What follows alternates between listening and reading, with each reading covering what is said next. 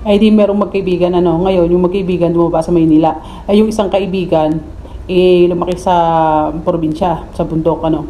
Ngayon, pagdating nila ng Maynila, sumanga-manga siya. Siyempre, kung ano mga nakikita niya. Pero marunong naman siya bumasa, ano.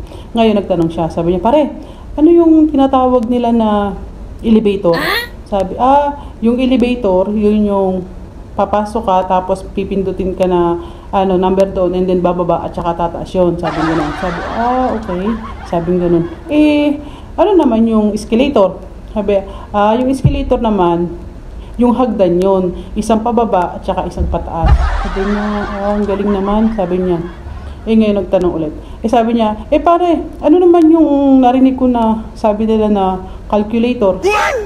Sabi ng mga kaibigan, ay patay tayo diyan. Ayun lang hindi ko alam. Hindi pa ako nakakasakay doon. Ayaw, diba?